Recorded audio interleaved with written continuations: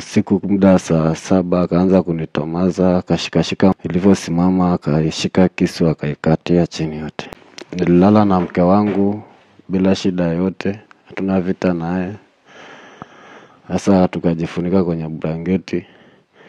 Usiku muda saa 7 akaanza kunitomaza, akashikashika nilivyosimama, akashika kisu akaikatia chini yote. Tukaendelea kupambana naye. Usiku akanifunika na blanketi ile kubwa tanifomu, akaanza kuninyongea huko ndani. Nikapambana naye wakati ananinyonga. Basi nikamgusa mzimani, nikatoka naye nje, nilikuwa ananinyonga tu. Ndio hiyo sasa nikawa nalia, watu akaja akanisaidia.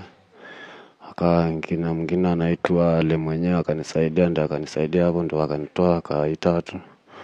Ndio akanisaidia akaniokoa, akanileta hadi hospitalini. Alikata sehemu za siri akazikatia chini kabisa. Alikata yote chini na akatupa kwenye ufunguni. Akaendelea kuninyonga hapo kitandani. Nini ambacho kilisababisha? Mlikuwa na ugomvi? Hamna ugomvi wote. Hakuna shida yote, tunafanya kazi ya kuuza hapo dukani. Hakuna mtu anayemlalamikia mwingine. Tukalala wawili vizuri, hakuna mtu mwenye shida. Ndio sasa akaja akanikata.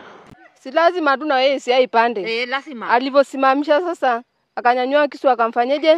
Akamkata chini yote. Alipomaliza akatupia uvunguni. Sijai kusikia babangu Sijawahi. Hapana.